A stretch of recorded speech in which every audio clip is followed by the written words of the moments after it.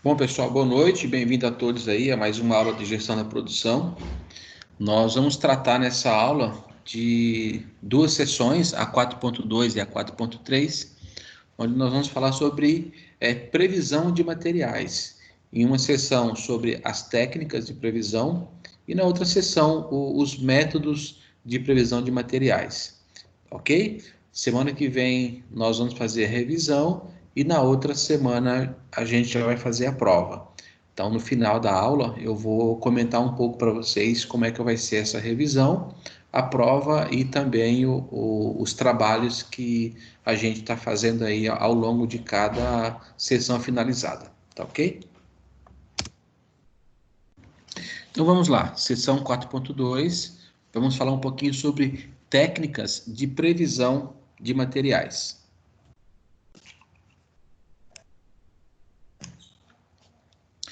Então a gente falou aí nas últimas aulas, né? A gente vem falando sobre gestão da produção, sobre começamos lá atrás com layout, com tempos de execução de cada atividade. A gente está chegando no final dessa sessão, que é onde nós vamos mostrar a emissão das ordens de produção e o que é necessário para que eu possa emitir uma ordem de produção. Só um instantinho, está chegando mais alunos.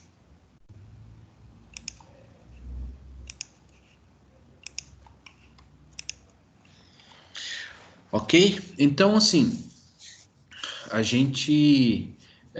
Como é que a gente faz para colocar em operação todo aquele planejamento, aquela programação e o controle da produção? Então, agora a gente vai entender, vai ver algumas técnicas para que eu possa fazer essa previsão dos materiais que envolvem o processo produtivo. Aqui a gente vai tratar desde a matéria-prima até o produto final, né? Então, matéria-prima eu entendo aí componentes, embalagens, para que eu possa fazer aí o meu produto final. Então, ou seja, a gente vai entender todo o fluxo do material até eu deixar ele disponível para entregar para o cliente. Então, já que a gente está falando no usuário da nossa produção, a gente tem uma palavrinha que está ligada aí diretamente aos clientes, que é a demanda.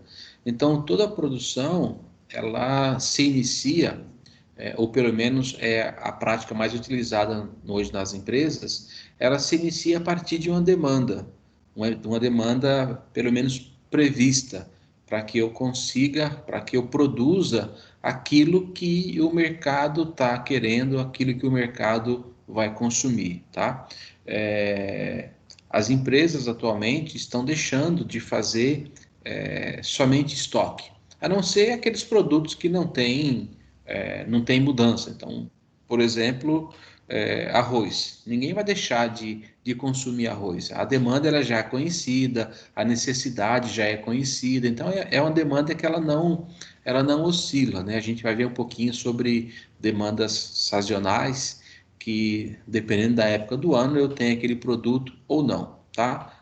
Para outros produtos não existe essa demanda sazonal.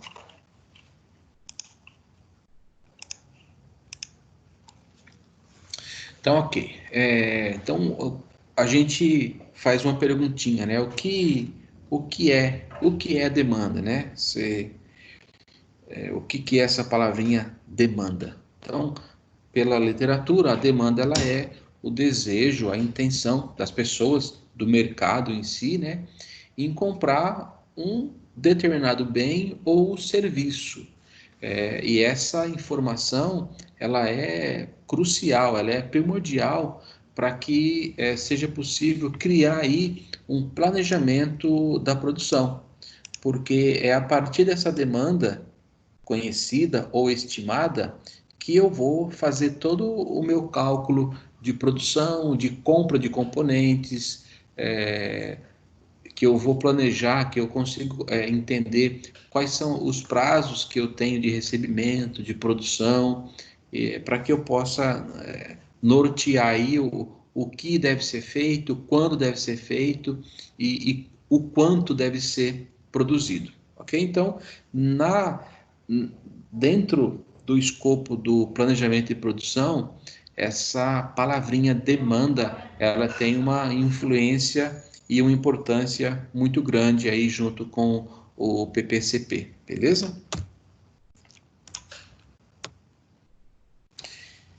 Então, para que a gente consiga se dar bem, executar bem esse trabalho, entender esses fatores que afetam a demanda e ter uma ação, atuar sobre esses fatores, lá na sua essência, não é muito simples, tá? Eu não vou dizer para vocês que é uma atividade que é simples de fazer, porque como a gente comentou no slide anterior, eu vou voltar aqui, demanda, ela é o desejo, e o desejo, às vezes, ele muda. Então, às vezes, o que é moda hoje, dali ao mês que vem, no mês que vem, pode não ser mais. E aí, imagine você ter feito essa previsão em cima de um desejo do mercado que repentinamente mudou de opinião e você já está com a sua produção programada, os componentes comprados, até produzindo aquele produto e quando você soltar no mercado ele não vai ter aquele mesmo desejo de venda que ele teria há 2, 3 meses atrás. Então, não é muito simples a gente entender essa questão. Mas, se esforçar ao máximo para entender e buscar ferramentas para que você possa lidar com esse tipo de situação, é uma questão de sobrevivência para as empresas. Então, as empresas que melhor conseguirem tocar esse trabalho de uma maneira mais assertiva são aquelas que vão sobreviver no mercado. As outras vão ficar com o produto parado no estoque. E aí, produto parado no estoque, ele é dinheiro parado. A empresa não tem um fluxo de caixa muito bom, em algum momento ela vai passar por dificuldades, beleza? Então, por esse motivo, as empresas buscam aí utilizar um processo metodológico para determinar quais são esses dados futuros, tá vendo? Então, trabalha até aqui com coisas que não são tangíveis, né? Eu não consigo. Isso aqui é só uma intenção, é só um desejo, mas eu tenho que trabalhar e fazer minha programação baseado nessas tendências. Tá? Então, em cima disso, são utilizados modelos estatísticos, modelos matemáticos, né, econômicos, e ainda aqueles modelos subjetivos, que aí entra a nossa famosa aqui, previsão de demanda. Então, ou seja, o quanto aquele mercado pretende consumir do produto A, B ou C, que tipo de produto o mercado vai consumir daqui a 2, 3, 4 meses. Então, veja, não são questões fáceis de se responder, mas entender como esse mecanismo funciona, como nós falamos há pouco, é questão de sobrevivência para a empresa. Então, a previsão de demanda, ela é a base para o planejamento estratégico e de produção. Ela vai permitir aos gestores que, pelo menos, antevejam o futuro, né, e planejem adequadamente ou da melhor maneira possível quais são as suas ações, o que será feito. E essas ações elas são definidas em dois momentos distintos. Tá? Uma é a questão de longo prazo, onde eu vou definir aí quais são os produtos que eu vou oferecer, quais são os serviços que eu vou oferecer, que tipo de instalação eu vou ter. Será que a instalação que eu tenho hoje ela é suficiente para atender essa demanda que eu estou prevendo? Será que os meus equipamentos vão dar conta de suprir essa demanda? Então, ou seja, essas são decisões, esses são assuntos de se resolver, de se entender a longo prazo, tá? E o outro momento é o momento de curto prazo. Então, ou seja, quais serão os meus planos de produção? Como é que eu vou fazer a minha armazenagem, as minhas compras? Como é que eu vou sequenciar essa minha produção, ou seja, esse sistema produtivo. Então, esses dois momentos são definidos aí com base na previsão de demanda. Ações de longo prazo e as ações de curto prazo.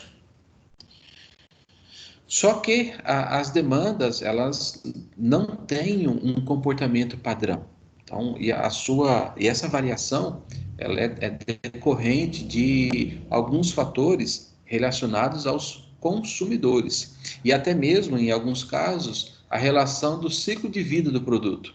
Né? Tem produto que ele tem aquele ciclo de vida curta. Tá? Então, pode aí existir certa instabilidade ou tendência, que pode ser crescente ou decrescente, ou ainda a questão da sazonalidade, que a gente vai falar um pouquinho mais para frente, tá?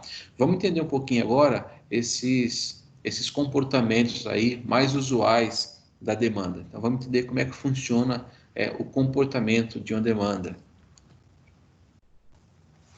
Pareceu complexo, né? Então, eu acabei dividindo aqui em cores para vocês, para ficar um pouco mais fácil a gente ligar uma coisa com a outra. Então, nós falamos aqui, né, sobre... depois eu volto nessa figura aqui, é que só que não deu para encaixar aqui, senão vai ficar muito bagunçado. Então, vamos lá. Nós vamos ver um pouco na figura 4.4, no próximo slide, essas demandas. Mas ela começa assim, a demanda estacionária é aquela que tem pouca variação. Então, como eu falei para vocês, citei o exemplo do arroz, mas aqui no livro está o sal de cozinha. Né? O sal, ele é uma demanda que ela já é conhecida, não existe variação, né? Muita variação. É uma variação conhecida e todos já sabem o quanto se consome, então eu não vou consumir mais sal em janeiro do que eu vou consumir em fevereiro, por exemplo, tá? A não ser se eu tirar aí a questão dos dias, né? Que em fevereiro tem menos dias do que janeiro, mas fora isso, é, todo dia tem refeição, né? Seja ela o jantar, o almoço. Então, já se sabe a demanda do consumo desse tipo de material, desse tipo de produto. Então, essa demanda é o que a gente chama de demanda estacionária. Ela não muda muito. E aí a gente tem a demanda sazonal. São aquelas demandas que têm alterações pontuais. Então, existe um período para que essa demanda ela seja mais ou menos elevada. Então, por exemplo, aí foi trazido para vocês o exemplo do chocolate na época da Páscoa, por exemplo, ou o sorvete no verão. Então, nessa época que a gente está entrando no friozinho, vende-se pouco sorvete, por exemplo. Mas, quando a gente chega no verão, tende a aumentar consideravelmente a demanda. Então, os empresários, principalmente desse setor que tem produtos que são afetados por essa demanda sazonal, a programação de produção deles tem que ser diferenciada. Ela não pode ser contínua, tá? Então, eu tenho que planejar as minhas produções, eu tenho que planejar as minhas compras de olho nesses períodos. Então, não adianta eu chegar na época de julho, por exemplo, onde o clima é mais frio, e realizar a mesma produção que eu faria lá em janeiro, por exemplo, tá? Então, isso serve para mostrar como é que as empresas têm que se planejar quando elas trabalham com produtos de demanda sazonal. Então, outros exemplos que a gente pode colocar aqui de demanda sazonal são os itens de Natal, são os itens, a gente já falou aí, né? Época da Páscoa, até aí, por exemplo, algumas demandas que dependem de plantações, né? Algumas plantações têm um período certo do ano, por exemplo, a cana-de-açúcar para produzir o álcool. Então, e na entre safra, que é o período que tem que esperar, né, o plantio da cana, dela crescer, de cortar e processar. Então, existe um período grande e que essa necessidade já é suprida pelo estoque que foi feito da demanda passada, da safra passada. tá? Então, veja que também tem esses períodos aí que, em algum momento, e tudo depende do clima. Quando a gente fala de plantação, e se não chove? E se acontece um incêndio na plantação? O estoque que tinha, ele não é suficiente para suprir esses eventos, tá? Então, eu posso ter também uma demanda sazonal em cima desse produto. A questão aí da demanda C, que é a demanda com tendência. Essa demanda ela pode ser dividida em duas, tá? A linear, que é a roxinha, que a gente vai falar já já, e a não linear. A linear é aquela que sofre um crescimento, né? Ou um decrescimento de forma contínua na mesma proporção, tá? E a tendência não linear é uma crescente ou decrescente, que acontece de forma repentina. Então, em ambas, vamos, por exemplo, uma demanda aí linear, que a gente pode ter como exemplo aqui, que cresceu de forma repentina, foi aí a compra das máscaras, né? Nessa pandemia que a gente está passando. Máscaras, álcool em gel. Então, ou seja, tudo isso sofreu uma demanda repentina. Eu não estava esperando, né, essa demanda crescente. Só que, às vezes, o mercado ele é afetado por algumas situações que me geram esses tipos de demanda. Beleza? Um outro ponto aí que a gente tem também, ainda existe aí uma demanda que envolve tendência e sazonalidade. Olha só, agora já começa a misturar aí dois tipos de demanda. Então, um exemplo, vamos lá. Imagine que no verão, alguma loja, alguma confecção, solte aí uma linha de biquínis e maiôs. Então, esses produtos, eles têm uma boa aceitação no mercado. Então, é um design diferente, é um tecido diferente, são estampas diferentes. Então, isso chama atenção. Então, existe aí uma aceitação muito boa. E nesse caso aí, existe aí uma demanda crescente, tá? Porque né, um fala para o outro, ainda mais com o advento agora da tecnologia aí, fica fácil de se propagar esse tipo de produto, esse tipo de tendência. E acaba virando aí, tendo, conforme foi falado, uma boa aceitação e a demanda, ela cresce. Só que, no entanto, essa demanda, ela é uma demanda sazonal, porque eu só vou vender maiôs e biquínis no período de verão, tá? Então, veja, ó, existe também a combinação entre dois tipos de tendências. Agora, nós falamos aqui desses 4 tipos de tendência. Quando a gente fala, eu vou voltar aqui um pouco o slide, quando a gente fala que esses fatores que afetam a demanda, que eles não são muito simples, tá? Então, quando nós falamos, discutimos isso aqui nesses slides, e que para entender isso é questão de sobrevivência de empresa, a gente está falando dessas demandas aqui. Então, para entender como o seu produto, como o seu mercado, ele é influenciado pelas demandas, eu tenho que saber qual tipo de produto eu estou fabricando, se ele se encaixa aqui na demanda sazonal, se ele corre risco em algum momento de ter aí uma tendência muito grande de demanda crescente. Eu tenho que trabalhar com todas essas variáveis e atender e acertar isso de primeira não é uma missão, não é uma tarefa muito fácil, tá?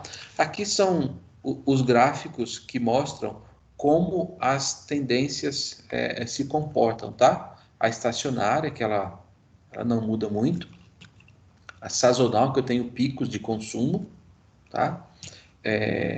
E a tendência é que ela vem aqui numa linear, e aqui no outro é uma tendência não linear. Ela vem em um certo momento e tem aquele pico. Aqui eu dei o exemplo do consumo da máscara. Tá? E aqui a gente tem a tendência misturada com a sazonalidade. Né? Então eu tenho aqui, eu tenho um pico mais ou menos estável, e aí sobe em decorrência de um produto que tem uma boa aceitação, mas ele tem aqui, né, a mistura dessa tendência, mas com picos também de venda, né, com picos de consumo, tá? Então, o planejamento, a demanda, eu tenho que entender, eu tenho que conciliar todos esses padrões de demanda para eu poder traduzir isso aqui numa linguagem produtiva, de planejamento, de programação, e fazer com que isso se torne produtos disponíveis para consumo no mercado. Não é uma tarefa fácil. Quem trabalha com planejamento de produção, eu já falei aula passada, é uma profissão de muito estresse, e que qualquer vacilo que você der, imagine aqui, então vamos pegar essa aqui, a sazonal, só como exemplo. E entenda que para eu poder alcançar aqui, acompanhar essa curva de crescimento, para eu poder acompanhar esse pico, eu já tenho que saber aqui muito antes qual vai ser a quantidade ou qual é a quantidade prevista que eu vou ter desse produto nessa minha época sazonal. Então, veja, aqui estamos representando aqui 10 meses, né? Então, eu sei que janeiro eu tenho pouquíssima venda do produto. Em fevereiro eu começo a vender. E aí ele vem até começo de maio, ele começa a cair aqui. Então, para eu ter toda essa produção aqui disponível, porque se é um produto sazonal, imagine que aqui, vamos dizer que é a Páscoa. Meu, não adianta eu ter chocolate aqui em setembro, que a época de maior consumo foi essa. Consequentemente, eu vou perder o estoque, o meu produto vai vencer, ou eu vou ter que vender abaixo do custo se eu conseguir vender. Tá? Então, são exemplos de como o planejamento ele tem que funcionar redondinho aqui, para que quando chegar nesses picos de maior consumo, o meu produto esteja disponível no mercado. Pessoal, alguma pergunta, alguma dúvida, algum comentário, algum exemplo?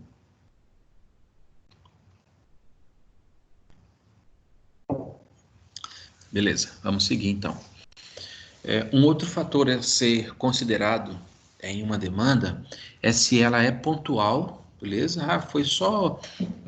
Teve aí um pequeno pico de demanda, mas foi uma coisa pontual, não interfere, ou se ela é uma demanda repetitiva, tá?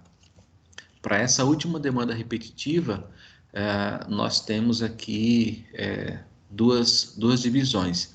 Ela pode ser uma demanda independente, ou seja, essa demanda de algum certo produto, ela não tem nenhuma relação com a demanda de outros itens. A gente vai explicar já já, tá? Como, por exemplo, peça sobressalente ou acessórios a esse produto.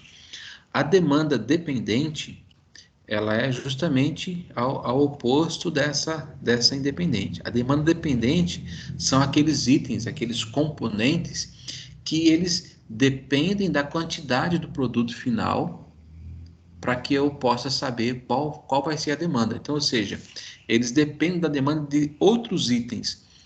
No exemplo aqui, o produto final, o produto acabado. Então, o livro traz para vocês, exemplificando aí, por exemplo, a produção de refrigerante. Então, o refrigerante, ele é o produto acabado. Ele possui uma demanda independente. Então, ou seja, está relacionado com a oferta, com a procura do mercado, tá? Então, ele é o produto final que ele é independente porque a demanda dele ele vem de acordo com a necessidade do mercado. Em contrapartida, já os componentes para fabricar o refrigerante, nós chamamos aí de demanda dependente, tá? Por quê? Porque ele depende da quantidade de refrigerante para que eu possa calcular quantas tampas eu preciso, quantas embalagens eu preciso, quantos rótulos, quantos lacres, ou seja, essa demanda dependente, ela depende da quantidade do produto final, beleza? Para quê? Para eu saber aqui a quantidade de ingredientes, né? O xarope necessário, a água necessária para poder fazer o produto, beleza? Então, ficou claro para vocês? O refrigerante em si, o produto acabado, ele possui uma demanda independente, então, ou seja, a oferta do produto está relacionada apenas com o mercado, mais nada. Já os seus componentes, eles são chamados de demanda independente, porque todos os ingredientes para fazer o refrigerante final, o produto final, depende dessa quantidade aqui do produto acabado. Beleza? Ficou claro? Alguma dúvida nesse ponto?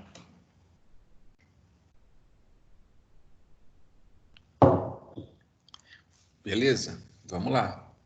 Quem cala consente. Vamos embora.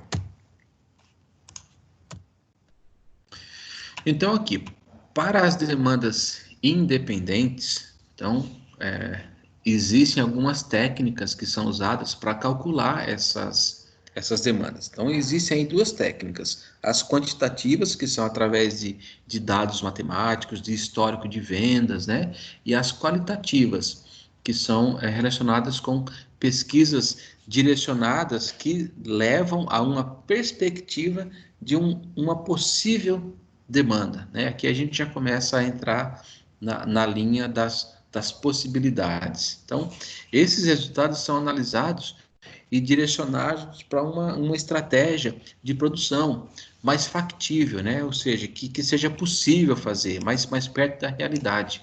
Então, buscando produzir somente o necessário, ou seja, evitando aquele desperdício que a gente já falou nas aulas anteriores, né? Evitando aí que a gente desperdice fabricando o produto em excesso, tá? E que eu possa manter minimamente esse produto sem muita coisa no estoque, que eu posso desperdiçar, posso estragar, mas também não posso deixar faltar o produto, tá? E quando a gente trata aqui, olhando um pouco aqui essa técnica de demanda qualitativa, onde eu, através de pesquisas, né, eu consigo ver tendências de mercado, tendências de consumo, que vai me levar aí uma perspectiva de uma possível demanda. Então, é difícil trabalhar com esse tipo de realidade aqui, né, mas faz parte da análise do pessoal do planejamento e produção, beleza? Bom, para essas demandas dependentes, a gente a maioria das empresas utiliza aí um sistema que é o Material Requirement Planning. Material Requirement Planning é o tal famoso MRP da vida, o SAP da vida, o TOTOS, né? Então, são softwares que eles calculam aí a necessidade dessa demanda independente e fazem aí os cálculos necessários para que eu possa rodar aí as necessidades desses materiais para que eu possa produzir. Então, ou seja, são cálculos complexos. A gente já viu um pouquinho as entradas dessas informações na aula passada, que eu tenho que saber a quantidade de produto, a quantidade de componentes daquele produto, o tempo que ele demora para ser produzido. E se a gente for calcular isso na mão, dependendo da quantidade e da complexidade do produto final, eu fazer isso na mão, seria impossível. Então, para isso existem softwares que fazem isso, claro, que devem ser parametrizados, e a gente vai falar um pouquinho sobre essas parametrizações. Não é o foco entrar muito a fundo, mas vocês vão entender que tem que existir uma parametrização mínima para que ele possa fazer os cálculos, senão, sem informação, o sistema não consegue fazer cálculo. Aí o pessoal costuma falar que o sistema não presta. Mas é claro, você não deu a informação correta, a informação final não vai ser boa, tá? Então, e que tipo de informação é que ele precisa? Eles precisam das informações que vêm aí da demanda, da área de compras, de recebimento, de estoque. Então, o quanto que eu tenho no estoque, quanto que eu estou comprando, o quanto que está chegando, qual vai ser a minha previsão de venda. Ele precisa dessas informações para sugerir esses cálculos de produção, ou de montagem do produto. E aí, continuando na questão das informações, para que o RP funcione, para que ele gere as informações necessárias e coerentes, ele necessita que ser alimentado de informações, tá? Essas informações, elas envolvem aí, primeiro, a previsão de demanda, tá? Independente, tá?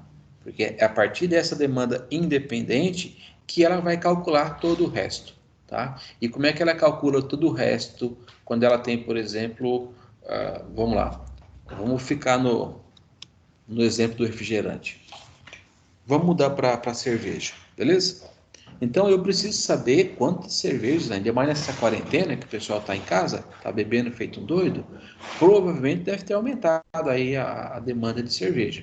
Então veja que isso aí já é uma demanda que ela sofreu uma alteração repentina, uma alteração que não se estava esperando.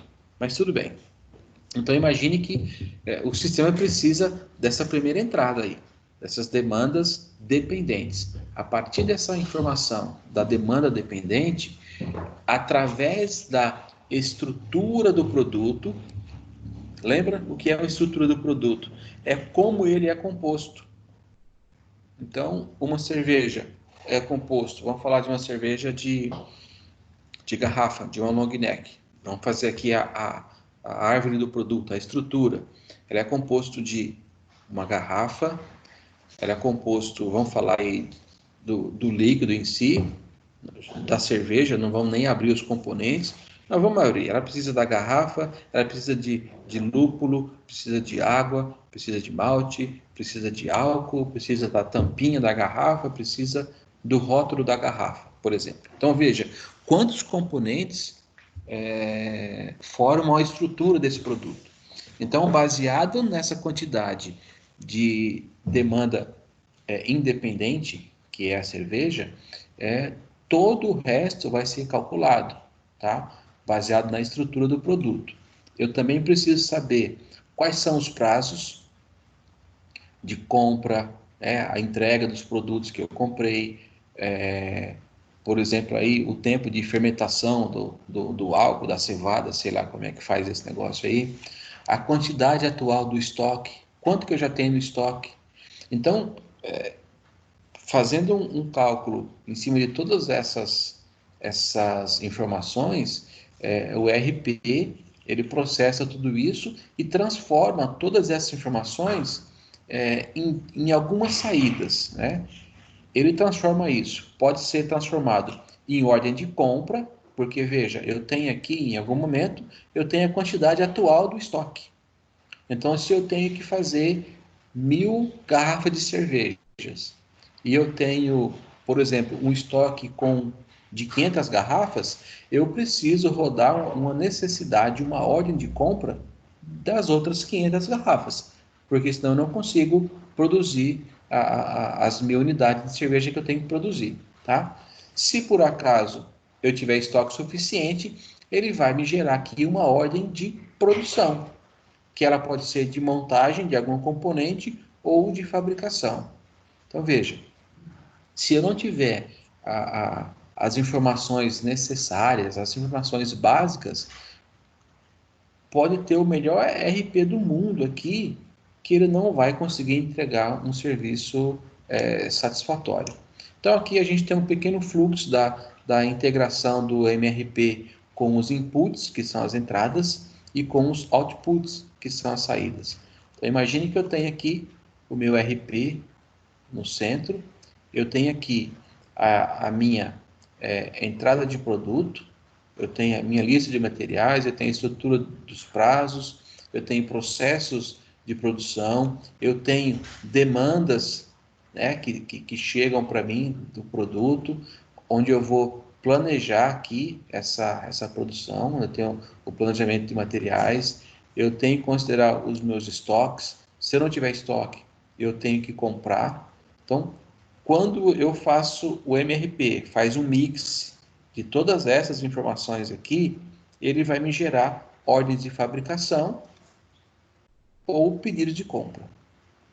Após tudo isso realizado, o MRP me entrega a saída, que é a cervejinha completa, bonitinha, para eu mandar para os meus consumidores, para os meus revendedores. Parece simples a gente vendo assim, né? O fluxo funcionando, né? As entradas, aqui o processo sendo feito e a saída do produto final. Aparentemente parece simples, mas não é, pessoal. Beleza? Então, com isso, a gente fechou aqui a questão da previsão, né, de demanda. Agora, a gente vai falar um pouquinho sobre os métodos dessa previsão de materiais aqui. Pessoal, alguma dúvida, alguma colocação até o momento? Ou está tranquilo, podemos seguir? Professor, Oi. é, esse MRP, ele tem a ver com o que o senhor explicou na aula passada sobre aquela ferramenta do PPC? Vamos lá. Você está falando de que item, de que ponto da aula? Nós falamos sobre. É uma continuidade, então, dependendo do que você vai lembrar, eu vou dizer que sim. De que ferramenta, de que componente você está falando especificamente? Porque na aula passada, você falou que o PPCP, ele tem entradas, né, que seriam as informações, Sim, que se transformam em ordens de de produção. produção. Isso. Então, o MRP, ele é o software que vai fazer isso. O PPCP, que é a programação, o planejamento e o controle de produção, ele é um departamento, certo? Esse departamento, ele é responsável por gerenciar essas informações, por correr atrás de trazer isso. Só que todo esse toda essa informação, ela vai ser trabalhada dentro de um software, que é esse MRP. Então, esse MRP, ele vai traduzir toda essa demanda, esse planejamento, essa programação baseado nos produtos, nos seus componentes, baseado na compra desses produtos, o tempo que leva para chegar, o tempo que leva para eu produzir, e aí sim, esse sistema é que vai soltar essas ordens de produção. Esse sistema é uma ferramenta do departamento de PPCP, entendeu? Então, na verdade, o PPCP, ele seria todo o planejamento, todo um departamento, Sim, e esse MRP é uma ferramenta que esse departamento usaria, é isso? perfeito. Muito bem, é isso aí. Entendi. Tá? O Tá, obrigada. MRP, o MRP, na verdade, o MRP ele é um software que atende dentro das empresas diversos departamentos. Né? O MRP, tem o ERP, são softwares que auxiliam a parte, no caso que a gente está falando do PPCP, a produção, mas ele também auxilia a parte administrativa, também auxilia aí o RH, também auxilia vendas, a parte contábil, tá? Então, são departamentos que precisam de uma ferramenta para gerenciar todas essas informações, tá? E esses softwares são chamados de ERP ou MRP, beleza? Entendi, obrigado, professor. Beleza, tranquilo.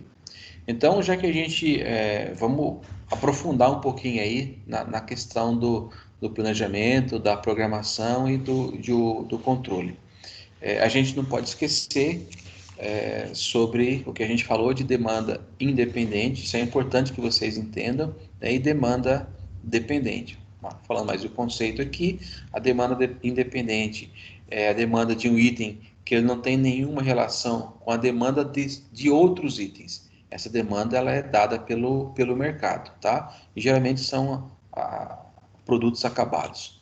Já as demandas dependentes são os itens que geralmente são os componentes desse produto final, desse produto acabado, que depende dessa demanda para saber o quanto que se deve comprar ou produzir. Vamos dar uma olhadinha aqui, depois a gente vai abrir essas etapas aqui, passo a passo, de como se fazer um modelo de previsão, tá? Então, a previsão é um processo metodológico para determinar os dados futuros, baseados em alguns modelos, como a gente já falou em alguns slides anteriores, modelos estatísticos, modelos matemáticos, econômicos e aqueles modelos subjetivos que a gente está falando claramente da demanda, tá? Então, vamos ver aqui quais são essas etapas de previsão de uma demanda.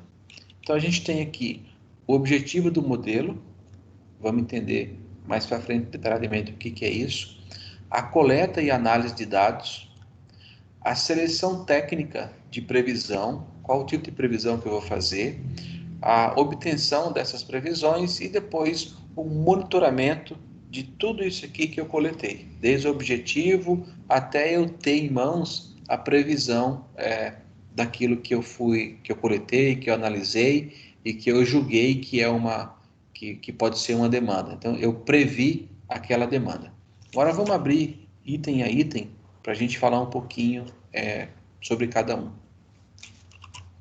Então a gente tem primeiro aqui o objetivo do modelo. Então, o que é o objetivo do modelo?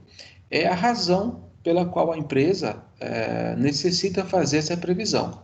Então, nesse ponto, ela tem que decidir sobre que produto que ela vai fazer, que família de produto, se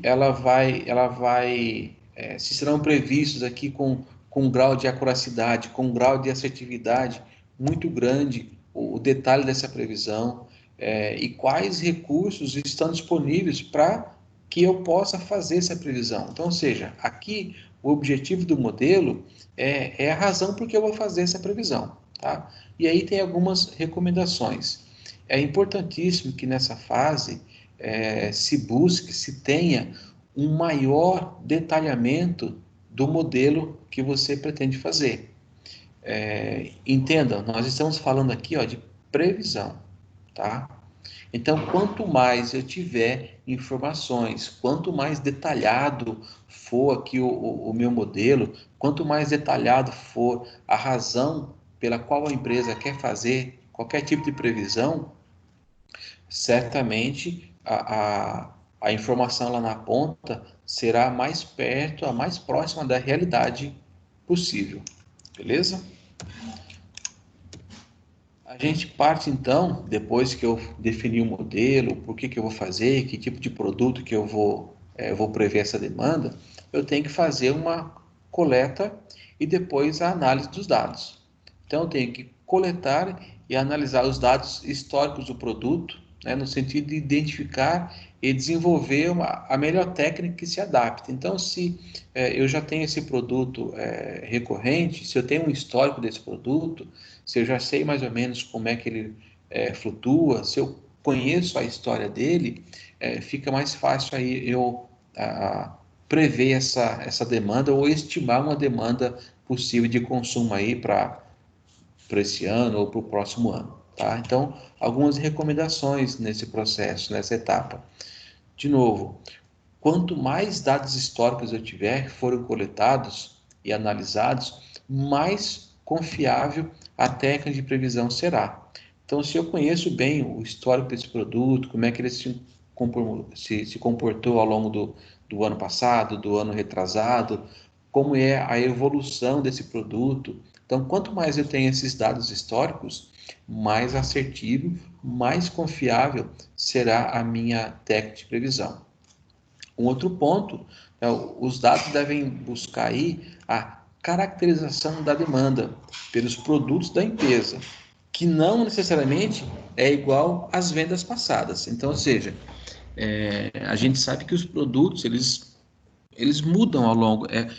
Eles podem ter assim o mesmo objetivo, mas eles sempre têm um incremento ou outro, sempre ele vem com alguma novidade ou alguma tendência em função da mudança da demanda. Então, às vezes, a gente já viu aí, vamos pegar o exemplo de celulares. O celular, há uns tempos atrás, Era a moda ter um celular pequeno. E isso, com o tempo, o produto, ele não deixou de ser um celular, tá? Não deixou de atender os requisitos que um celular atende, mas algumas características, elas foram mudando em função da demanda. Nós já tivemos aí celulares coloridos, né, com telas bem maiores, com funções que hoje a gente quase nem usa mais. Então, ou seja, eu tenho que entender como é que o mercado funciona, o que que o mercado pretende fazer, o que que o mercado, qual é a tendência do mercado, para eu também adequar a minha demanda a essa possível mudança, essa possível necessidade aí, beleza? Eu não posso prever uma demanda futura olhando só para as vendas, né, para as vendas passadas. Eu tenho que prever isso, se eu vou ter um aumento em função de uma nova necessidade, de uma nova tecnologia, falando do caso do celular, que vem aparecer, ou que já estão pensando em adaptar, e eu já vou sair na frente. Então, veja, gente, o que eu estou tentando passar para vocês é que a área de planejamento, de gestão da produção, ela pisa em um campo que é um campo desconhecido, é um campo inexplorado. Muitas vezes ela trabalha com uma tendência. E quando a gente fala em tendência, a tendência pode, em alguns momentos, não acontecer. Então, é por isso que a maioria dos profissionais que trabalham com PCP que eu conheço, o cara tem aquela cara de louco, sabe? O cabelo arrepiado, o olho esbugalhado, porque não é fácil, né? Essa pressão aqui não é fácil, beleza? Um outro ponto para se olhar aqui são aquelas variações extraordinárias, fora do padrão. Então, quando a gente está falando de dados históricos, pode ser que em algum momento você pegue um produto que teve um pico muito grande de venda. Você tem que entender e interpretar o que é isso, porque senão a sua demanda também ela é prejudicada em função dessa variação extraordinária, essa variação fora do padrão que aconteceu, tá? Um outro ponto é a seleção da técnica de previsão. Então, ou seja, nós falamos de duas técnicas, né? As qualitativas e as quantitativas. Então, eu vou fazer essa minha previsão, qual técnica que eu vou escolher? Então, cada uma tem seu campo de ação, de atuação e de aplicabilidade. Quando eu falo aqui na técnica qualitativa, a gente vai trabalhar com as previsões, com os desejos, tá? Então, eu tenho que entender. Eu vou fazer uma coisa mais voltada para cima da quantitativa, que eu vou analisar o histórico de venda, como se comportou, é um campo mais seguro. Ou eu vou partir aqui para uma qualitativa, que eu vou fazer uma pesquisa para ver qual é a tendência daquele produto, qual é a aceitação, e em cima disso eu vou basear minha previsão. Então aqui eu tenho que escolher qual é a técnica que eu quero fazer. Algumas recomendações para essa fase, eu tenho que ter disponibilidade dos dados históricos, se eu for fazer a quantitativa, os recursos que eu vou ter, as experiências. Outra coisa, se eu vou fazer a qualitativa, quanto tempo disponível eu tenho para eu preparar, para eu coletar os dados, para eu analisar, tá? Qual vai ser o tempo de planejamento, o quanto é necessário para eu fazer essa previsão. Então, são algumas recomendações que vocês têm que ter ao longo da execução dessa atividade. E aí a gente tem a questão da obtenção das previsões. Então, todo o trabalho que eu fiz até aqui, ele vai me entregar a obtenção das previsões. Então, ou seja, com a definição da técnica de previsão, a aplicação dos dados, né, eu vou ter aqui uns parâmetros necessários para eu fazer a projeção da minha demanda futura. Então, ou seja, eu já tenho o número daquele produto ou aquele serviço, então eu já tenho aqui as previsões, eu estou com ela na mão, tá? Algumas recomendações para essa etapa. Então, quanto maior for o horizonte pretendido. Então, quanto mais tempo eu quiser que essa minha demanda ela alcance o mercado, por exemplo, menor vai ser a confiabilidade na demanda prevista. Porque, veja, se eu estou fazendo aqui uma previsão de demanda para os meus próximos 5 anos, mesmo que a pessoa fale assim, não, é certeza que daqui a 5 anos o mercado, o consumo desse produto vai ser X, vamos nos preparar para isso e vamos em frente. Vejam, a confiabilidade ela é menor. Quanto maior for o horizonte pretendido, menor vai ser a confiabilidade dessa demanda que você previu. Porque em 5 anos, gente, acontece muita coisa. E às vezes até em um ano, tá? Então, essas são as recomendações para essa fase, para quando você já tem essa demanda obtida. E aí, por último, a gente tem o monitoramento desse modelo, é a monitoração do modelo. Então, ou seja, as medidas de previsões que você teve, você tem que ver aí se elas estão sendo alcançadas, se elas estão de acordo com a meta real. Então, eu devo ter aí, monitorar a extensão desse erro, se houver, né, entre o que eu coletei de informação de demanda real com aquilo que eu previ, tá? Algumas recomendações aí. Em algumas situações, e a gente está falando de monitoramento, então, ou seja, é ver se o que eu previ se está acontecendo realmente. Em alguns momentos, em algumas situações, é normal eu fazer ajustes aí no parâmetro ou no modelo. Então, para que eu consiga trazer esse número previsto mais perto, né, ou seja, trazer o número real o mais perto do que foi previsto, às vezes é necessário eu fazer no meio do caminho aqui alguns ajustes, né? Então, e às vezes esse ajuste ele é suficiente aqui para que a, essas, a minha demanda real com a prevista, elas caminhem junto, ou pelo menos não tão longe uma da outra, beleza? Só um exemplo aqui, só reforçando que isso que a gente falou está ligado à demanda independente, tá, pessoal? Então, tudo isso aqui eu estou fazendo também para a gente ver aquela demanda independente, que é aquela que me dá mais trabalho, aonde eu vou ter que utilizar aí o MRP para fazer esse trabalho mais pesado para mim. Beleza? Bom, agora as etapas do planejamento. Então, já que eu tenho a minha previsão de demanda, né, isso aqui acaba até que se repetindo com alguns elementos a mais aqui no componente, mas é importante a gente entender essas etapas aqui das necessidades dos materiais. Eu tenho aqui a minha parametrização, que nesse ponto eu vou definir aqui quais são os parâmetros referentes ao produto. Nesse ponto eu tenho a estrutura do produto, a gente vai falar um pouquinho sobre ela já já, a estrutura dos prazos de compras, estrutura dos prazos de produção, a minha política de estoque. Então, tem muita empresa que compra para estoque porque ela não quer ficar na mão de um fornecedor. Tem empresas que já não querem ter estoque parado na empresa porque ela pode usar o dinheiro para investir em alguma outra coisa. De estoque na empresa é capital parado, é dinheiro parado. Tem também a política aí de estoque de segurança.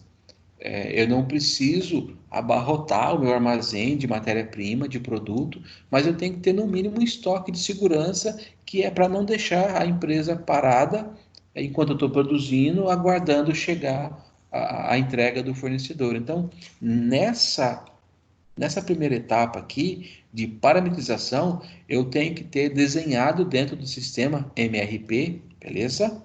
Dentro desse carinha aqui, do software, eu tenho que ter todas essas informações. Lembram? São com essas entradas dessas informações que aí o software vai começar a trabalhar e vai conseguir, no final aqui, me entregar essas ordens de produção, tá? Da maneira mais adequada possível. Uma segunda etapa que a gente tem E é aquela etapa de obtenção da demanda de vendas. Então, ou seja, eu tenho que ter a informação da minha área de venda, da minha área de marketing, qual é a previsão de venda que eu tenho e também quais são os pedidos em carteiras, né? Ou seja, quais são aqueles pedidos que já foram confirmados para os clientes.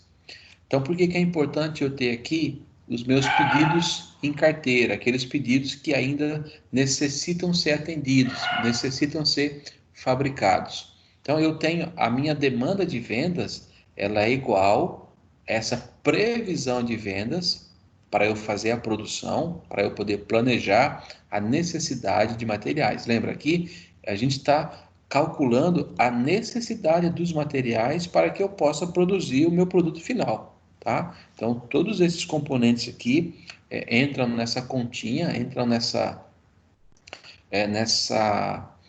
verificação que o sistema tem que fazer para ele poder me dar aí uma ordem, ou seja, área de produção no final, ou uma ordem de compra. Então, ou seja, a minha demanda ela é composta pela previsão de vendas. Então, ou seja, eu tenho que vender, a minha previsão de vendas são 100 peças, por exemplo. Então, o meu planejamento já sabe que eu tenho que fabricar 100 peças daquele produto, porque é a minha previsão. Só que, se eu já tenho pedido colocado em carteira, né, se eu tenho pedidos confirmados, mas eles ainda não foram produzidos, ele tem que fazer parte aqui dessa minha somatória na demanda, porque a minha previsão, o meu planejamento, ele é a demanda do que eu pretendo vender, mais aquele que eu já estou dentro de casa e eu não produzi ainda. Então, se eu tenho um total aqui de esses pedidos em carteira, se eles representam 50 produtos, então a minha necessidade não vai ser mais de 100, que é a demanda, é 100 mais aqueles 50 que eu tenho para produzir e ainda não produzi, beleza? Eu tenho que fazer um outro passo que é a validação do meu estoque, que é a verificação das quantidades, matéria-prima, componente, produto acabado, se está disponível no estoque, e aqui um ponto importantíssimo, fisicamente. Para quem trabalha com logística aí, sabe que estoque no sistema é uma coisa e estoque físico é outra, beleza? Só que quando o sistema MRP faz esse planejamento, ele olha o estoque que está no sistema. Então, é um grande desafio aí para a equipe de logística manter sempre o estoque físico com o estoque no sistema. Essas informações têm que ser iguais, porque senão todo o planejamento vai por água abaixo.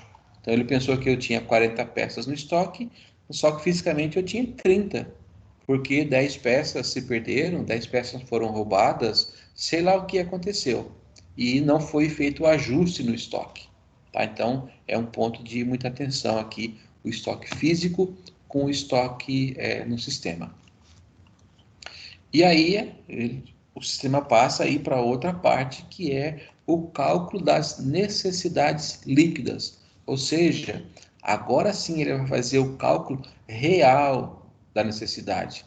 E aí ele leva em consideração política de estoque, se o estoque existe, aí ele leva em conta a estrutura do produto, ele vê aqui se não tem o produto no estoque, quais são os prazos que eu tenho da demanda para atender esse pedido, qual é o prazo que eu tenho da demanda dos clientes aqui de vendas, para quando é que tem que ser atendido. Então, pessoal, a gente está falando meio superficialmente, mas é uma riqueza de dados e informações para que esse cara possa poder fazer aqui o trabalho dele corretamente. Após ter analisado todas essas informações com base nos parâmetros que estão definidos no sistema, aí sim ele vai liberar as ordens. E essas ordens podem ser de montagem, de fabricação ou ordem de compra do componente. É essa informação que o meu planejamento de material, de necessidade me dá. Então ele diz assim, olha, para você poder fabricar esse produto, levando em conta estoque, levando em conta tempo para atender a demanda, ele vai te falar, você precisa comprar tantas peças, você precisa fabricar tantas peças, e assim por diante. Eu comentei com vocês que eu ia passar mais ou menos para vocês como é que funciona ou como é a estrutura de um produto. Nós demos aí alguns exemplos sobre o refrigerante, a cerveja, né, que tem a garrafa, tem a tampa. Isso chama-se estrutura do produto ou árvore de produto. Né? No final aí é a mesma coisa. Então, no exemplo que tem no livro de vocês, então existe aqui uma mesa. Esse aqui é o meu produto acabado, ok? Agora vamos ver aqui a árvore desse produto acabado, ou seja, os componentes. Então, o que eu preciso, no exemplo aqui, para produzir essa mesa? Depois eu vou até perguntar para vocês se vocês conseguem acrescentar mais componentes aqui. Então, esse é meu produto acabado e eu tenho na sua árvore de produto, na estrutura do produto, eu tenho o tampo da mesa, eu tenho a base, eu tenho aqui as travessas, e vejam, vou voltar aqui. Vejam que aqui a base, ela ainda ela subdivide aqui em mais dois componentes. Para eu fazer aqui a base, eu preciso de 4 travessas, beleza? Que são essas bonitinhas aqui, e eu preciso de 4 pernas. Então, quando eu coloco o produto e eu coloco a estrutura do produto, o MRP ele vai ajudar muito nessa composição aqui, ó. Então, imagine, eu tenho aqui uma demanda que ela é independente, o mercado vai me dizer o quanto que eu preciso de mesa. Então, esse número vem do mercado. Então, é uma demanda independente. Os outros componentes, a gente chama que é uma demanda dependente. Eu dependo de saber qual é a quantidade que eu vou fabricar do meu produto final para eu saber aqui qual é a demanda que eu tenho dos outros componentes, tá? Então, aqui olhando, a gente tem aqui o produto. Esse produto ele é composto por 3 níveis. O nível 0, que é a mesa. O nível 2, que é o tampo e a base. Desculpa, o nível 1, que é o tampo e a base. E a gente tem ainda o nível 2, que é composto pela travessa e pelas pernas. Então, veja, a mesa, para ser produzida, ela depende desses dois componentes aqui, ó, só, o tampo e a base. Porém, a base, para ficar base, ela precisa de pernas e travessas. É um outro nível na estrutura do produto. Esse é um exemplo muito simples. Eu aconselho vocês aí, tá, depois fazer uma busca na internet e colocar lá árvore de produto, né? Coloca a opção de imagens e vocês vão ver que para alguns produtos existem vários níveis, existem vários tipos de componentes nessa linha, mas são necessários para que o RP consiga pegar tudo isso aqui e fazer um cálculo. Então imagine que para eu fazer aqui 10 mesas, eu vou precisar de 10 tampos, de 10 bases, de 40 travessas, de 40 pernas. É essa brincadeirinha aqui que o RP precisa. Então, vejam que para que eu possa entregar a base, essa base não está pronta. Existe aqui uma ordem, vou voltar aqui para vocês. Existe uma ordem de montagem para depois eu fabricar. Quando eu falo que eu estou montando a base, eu preciso montar a base para depois eu realizar a fabricação final, que é da mesa. Alguém consegue colocar mais? Isso aqui é um nível básico, é uma estrutura bem básica de um produto, uma árvore bem básica de produto. Alguém consegue aí colocar, dar mais exemplos de componentes que eu poderia colocar nessa estrutura?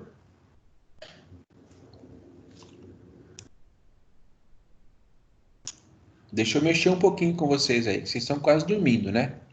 Vamos lá, me fala, me dá mais exemplos aí de componentes que eu poderia colocar aqui nessa estrutura.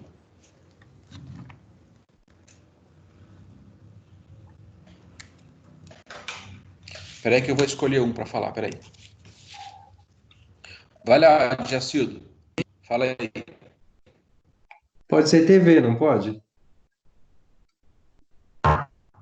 Não, vamos ficar na mesa.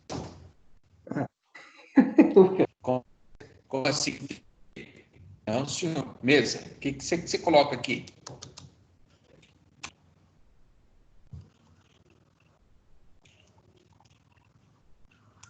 Cadê o Jacildo?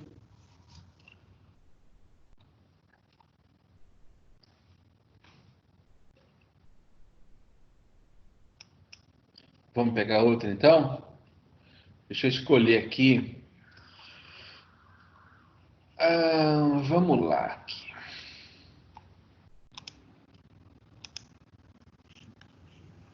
Lívia, cadê a Lívia?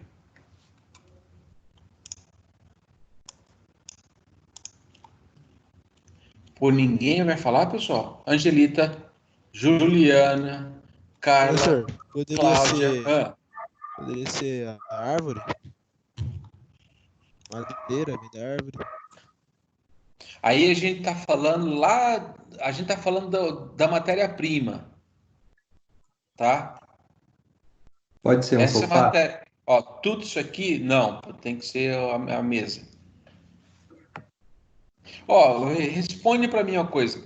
Como é que eu vou fixar essas travessas aqui na base, por exemplo, nas pernas? Como é que eu fixo? Parafuso. Não tem parafuso aqui na árvore? Não. Não. Então, o parafuso é que assim, essa foi um exemplo bem tranquilo, bem facinho. O que eu estou querendo fazer com vocês aqui é explorar um pouquinho mais aqui. Vamos incrementar mais esse negócio aqui. Então, já Nessa linha, conseguimos. cola também. Opa, cola. Depois, até no final, dá até uma cheiradinha na cola no final do expediente. Serve também. Que mais? Ah, Parafuso, cola. a parte de acabamento, pintura, verniz. Vamos lá, verniz, beleza? Mais um. Vai, pessoal, vamos lá, galera. Pode abrir o microfone aí, hora de falar é agora. Vocês estão dormindo aí? Acorda aí, galera. Tá friozinho, mas vamos lá. Então já chamo mais três componentes: parafuso, cola e verniz. Que mais poderia ter aí? O pezinho da mesa? Para proteger o pezinho embaixo? Isso, Aquele de aquelas borrachinhas. borrachinha? Perfeito. Então, olha só. Agora fala uma coisa para mim. Eu já consigo dizer aqui que eu tenho 4 pezinhos de borracha, certo? Aí o Carlos comentou, foi você, né, Carlos, que comentou do parafuso, né? Sim. Beleza? Quantos parafusos eu preciso? 8. Você precisa de 8 parafusos. Para cada perna, para as pernas, né? Tem mais 4 em cima. Para E aí você vai, fixar. você vai fixar o tampo aqui em cima com mais 8 parafusos, beleza? 8 ou 4? No total vai dar 8, certo? É os 4 aqui, mais os 4 de cima do tampão dá 8, certo? É essa a conta que você fez. Certo. Você tá vendo que aqui eu tenho aqui a quantidade, ó, 4, tá vendo? Eu preciso de 4 travessas, eu preciso de mais 4 pernas. Então, quando eu olho na estrutura do produto, eu sei que depois que eu fizer tudo isso aqui, montar, eu vou ter esse cara no nível zero, que é a mesa acabada. Então, eu vou ter o verniz, eu vou ter lá 1 litro de verniz, alguma coisa assim. Então, eu sempre tenho qual é o produto, qual é o componente e a quantidade daquele produto. Então, eu vou ter também os pezinhos, como... Quem foi que falou dos pezinhos? Que eu não... Fui eu. Deixa eu ver que não Cláudia. apareceu para mim. Ah, Cláudia, beleza. Então, a gente consegue colocar aí incrementar esse negócio, tá? Então, eu poderia colocar sobre a mesa aqui também um tampo de vidro também. Então, aí as possibilidades são diversas. E aí a gente entra, o Carlos comentou, tem o verniz, beleza. É verniz fosco, é verniz marítimo, entendeu? Então, ainda tem essas variações que a gente tem que levar em consideração, tá? Então, só para vocês entenderem que a gente lidar com esse tipo de informação é diferente. Aí imagine que você fala assim, eu quero fazer 10 mesas. Então, para fazer 10 mesas, eu preciso ter aí 40 pezinhos de borracha, né? Para eu encaixar aqui nos pezinhos. Aí você olha no estoque, o sistema te fala que tem 40. Aí você, beleza, solta a ordem de produção, manda produzir, o cara da logística vai lá separar, só tem 36. E aí? Eu vou ficar sem entregar uma mesa? O que eu vou fazer? Então é tenso, pessoal. Essa relação produção, logística, planejamento de materiais e logística é uma relação que às vezes ela sai briga, tá? Mas ok. Bom, é aqui só mais para a gente exemplificar. Nós temos aqui a lista de materiais, né, que é o Bill of Material, em inglês é a lista de materiais, onde eu tenho no nível 0, a gente chama esse cara aqui, o produto acabado, de item pai. Então, o item pai dessa produção é a mesa. É esse cara aqui que tem que ficar pronto quando tudo isso aqui acontecer, seja produção ou seja compra, né, montagem ou compra desses componentes. E aí, consequentemente, todos esses itens aqui, nós chamamos, né, os componentes de componentes filhos. Então, o pai sempre estará no nível 0, então sempre o nível 0 é o produto final. E aí os outros nos demais níveis. E aqui eu tenho aqui qual é o código, qual é a unidade, se é em peça, se é em quilo, se é em metro, e a quantidade que eu tenho de cada componente. Então, baseado nessa quantidade aqui, o sistema informa o que eu tenho que fazer. Se eu tenho que comprar pezinho porque não tem, se eu tenho que mandar produzir aqui o tampo da mesa, né, que né, tem aqui ou a base, né, das pernas e a travessa. Então o sistema me fala tudo isso. Mas para que o sistema me fale tudo isso, eu tenho que ter aqui, ó, vou voltar para vocês, eu tenho que ter nessa fase aqui, ó, de parametrização, eu tenho que definir o produto. Tá vendo aqui, ó, estrutura do produto? É disso aqui que a gente está falando. Estrutura do produto.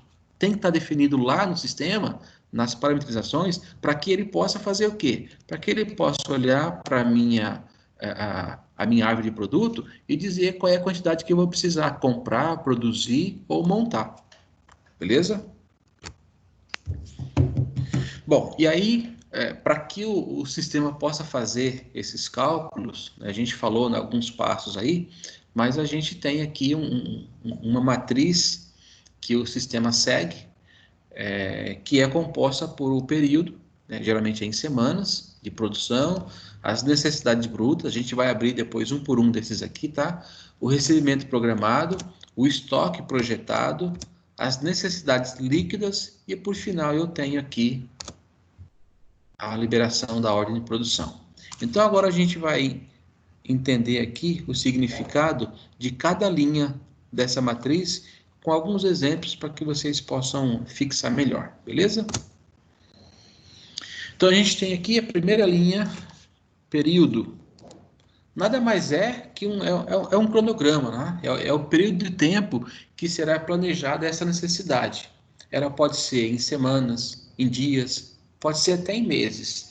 Geralmente, tá? Geralmente, utiliza-se semanas. Então tem aqui, o que eu vou produzir nessa semana? Vou produzir isso. O que eu vou produzir na outra semana? Eu vou programar para produzir isso, essas quantidades. Então, esse é o período que se tem para fazer esse planejamento e essa necessidade de materiais, seja de compra, em cima dessas previsões aqui da semana, eu sei, o sistema calcula qual é a minha necessidade de materiais, de compra, tá? Então, veja, eu tenho a previsão do que eu vou ser, do que eu vou produzir, em função da demanda de vendas, mais o que tem de pedidos, e aqui o sistema vai calculando para mim o quanto que eu tenho de comprar de material, o que que eu tenho que produzir, tá? Imagine que eu tenho uma previsão lá de venda de 100 mesas, ao longo de, sei lá, 3 meses ou 2 meses.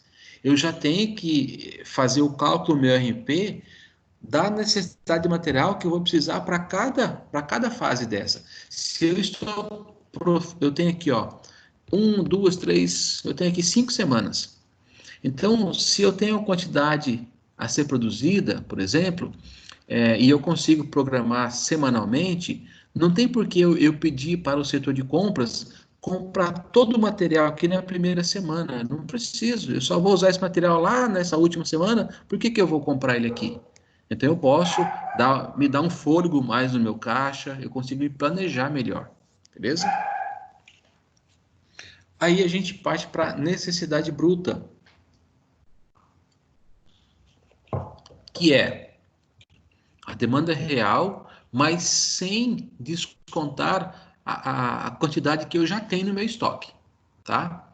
Então, ou seja, aqui não entram alguns fatores como a quantidade de recebimento programado, estoque de segurança, é só a demanda real. Então, quanto que eu preciso, tá? Então, isso chama-se necessidade bruta, tá? Que ela precisa dessa informação para poder rodar o cálculo. Depois eu tenho aqui o que a gente chama de recebimento programado. O que é isso? É a quantidade que vai chegar, tá? Que são as compras que eu faço do meu fornecedor. Então, imagine que eu estou fazendo uma programação de produção e eu falo assim, ó, eu tenho que produzir 100 mesas, mas eu não tenho, olhando aqui no meu sistema, olhando aqui no meu estoque, eu não tenho, por exemplo, os pezinhos da mesa que eu compro de uma empresa que faz injeção de plástico, por exemplo. Então eu não tenho. Só que você não está vendo que não está disponível no sistema e nem fisicamente, mas isso já foi realizado uma compra e esse pedido ele está chegando para você aqui, ó. Ele está viajando, por exemplo. Pode estar vindo de uma empresa lá da Bahia, que tem um valor mais acessível, né? Você é aqui de São Paulo e fez essa compra lá da Bahia. Isso é normal. O cara saiu da Bahia, por exemplo, ontem, vai chegar aqui só depois de amanhã. Então, essa compra, essas informações, esses valores, esse estoque, ele ainda não está disponível fisicamente na empresa, mas ele é um recebimento programado e ele deve fazer parte desse planejamento de materiais. Porque senão você pede para comprar de novo e está chegando. Só que não chegou na empresa ainda. Então, por isso que você não está vendo ele no seu estoque. Mas o sistema já tem que entender que já tem um pedido colocado, que o seu fornecedor já emitiu a nota e que isso está em trânsito, tá? Isso aí entra dentro de uma questão de estoque que chama de estoque em trânsito. É um estoque que é meu, mas não chegou na empresa ainda. Mas eu tenho que contar com ele para fazer a minha programação, porque eu sei que vai chegar. Ou pelo menos a previsão é para chegar, porque ele está programado. Beleza? Então ele saiu de lá e ele vai chegar numa certa data para você. Então o sistema tem que estar parametrizado para enxergar essas transações. Tá? Um outro ponto da nossa matriz é o estoque projetado. Então, nesse campo aqui, deve ser calculado aqui os estoques que estão sobressalentes à demanda. Então, repara que você tem que levar em consideração que é diferente da necessidade bruta, que ele pega só a demanda real e ele, nesse cálculo aqui, ele não desconta o estoque. Nesse caso aqui, quando ele chega nesse ponto, ele enxerga o estoque que eu tenho, tá? E aí ele desconsidera. Então, ele entra no cálculo. Se eu tinha para fabricar 100 mesas e eu tenho aqui os meus 400 pezinhos no estoque, então, ou seja, eu tenho aqui uma necessidade bruta que é de 400, mas no meu estoque aqui eu não preciso fazer nenhuma compra, nada, porque eu tenho isso aqui fisicamente, então não leve em consideração, não peço para comprar, se for o caso, nem para mandar produzir, porque o que eu tenho em estoque me atende. E aí a gente chega no final aqui da brincadeira, que é a minha necessidade líquida, que aí sim ele vai envolver aí todos aqueles componentes que a gente falou. Então ele tem aqui, como é que é a brincadeira? Na necessidade, que é realmente aquilo que eu preciso, tá? Depois que eu olhar para a minha demanda, depois que eu olhar para o que eu tenho dentro de casa no estoque, depois que eu olhar para o estoque programado, para o recebimento que eu vou fazer programado, olhando também o meu estoque de segurança, aí sim eu consigo dizer, olha, eu preciso comprar tanto, eu preciso produzir. Então, vamos lá na sequência. Para você ter a informação da sua necessidade líquida, que é o que eu realmente preciso, o cálculo é o seguinte, é a minha necessidade bruta, que é aquela primeira informação, aí eu preciso disso aqui, isso aqui eu necessito. Aí você tem que descontar dessa necessidade aqui, para você poder fazer o meu recebimento programado, então, ou seja, quais são as quantidades que estão chegando. Depois eu tenho que desconsiderar aqui o meu estoque disponível, e aí eu tenho que também olhar aqui o estoque de segurança que eu já tenho, para aí sim eu dizer assim, ó, eu preciso comprar. Depois disso eu vou ter essa resposta aqui, ó. Depois de todos esses cálculos, enxergando tudo que eu tenho no estoque, olhando meu estoque de segurança, olhando o que está chegando, o sistema dispara ordens, e essas ordens podem ser de compra, para eu comprar mais componentes, para eu montar, fazer aquela montagem no exemplo que a gente tem lá aqui na base, né? O exemplo que eu trouxe aqui é um chassi de caminhão. Então, se eu vou produzir um caminhão, eu tenho que pelo menos montar o chassi, colocar os pneus, colocar motor, essa coisa toda, e aí sim depois eu tenho a ordem de produção, que é fabricar realmente o produto em si. Então, são 3 caminhos que essa liberação de ordem me dá, que o sistema me entrega. Ou eu tenho que comprar alguma coisa, ou eu tenho que montar, ou eu tenho que produzir o meu produto final, tá? Parece simples assim a gente falando, mas qualquer erro de cálculo, qualquer erro, principalmente lá na parametrização, você não consegue atender a necessidade. Então é por isso que a gente fala, seja qual for o sistema, se for de logística, se for sistema financeiro, administrativo, MRP, operacional, como a gente fala aqui, o segredo de um bom software não é o nome dele, se ele é SAP, se ele é TOTOS, se ele é qualquer outra coisa. O que faz um sistema ser muito bom, pessoal, é a parametrização. É um sinal claro de que o sistema ele foi mal parametrizado, ou ele está mal parametrizado, ou ele foi mal implantado, é quando você escuta né, pela fábrica toda de várias pessoas que o sistema deu errado, o sistema não presta, o sistema não calcula certo.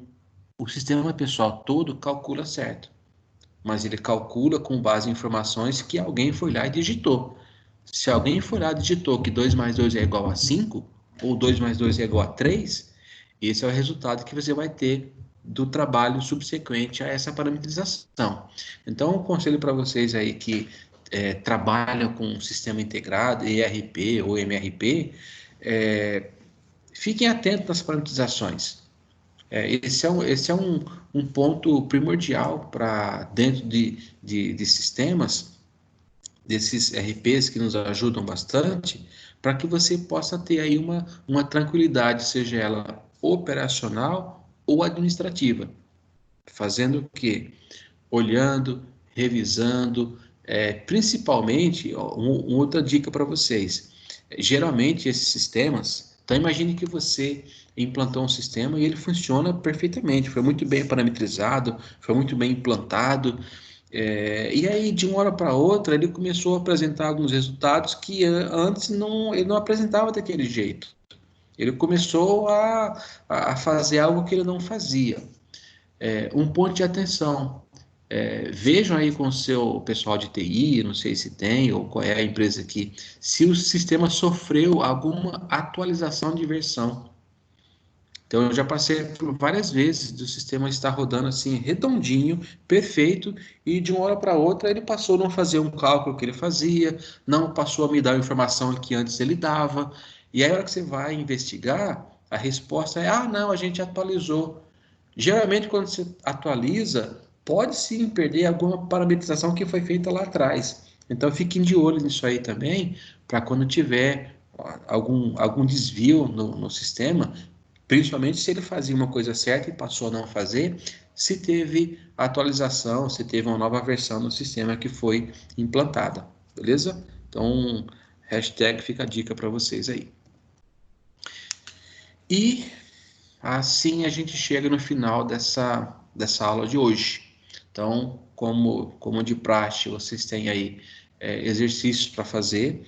Nesse tem uma mudança especial que você, ao invés de 3 questões, você vai me responder 6.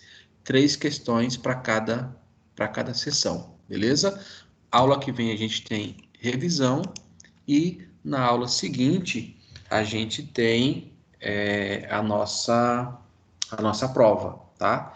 Então, eu queria falar com vocês agora um pouquinho com relação às provas e os trabalhos, tá? Ok? Eu vou finalizar a gravação da aula e a gente continua sobre esses 2 assuntos. Não.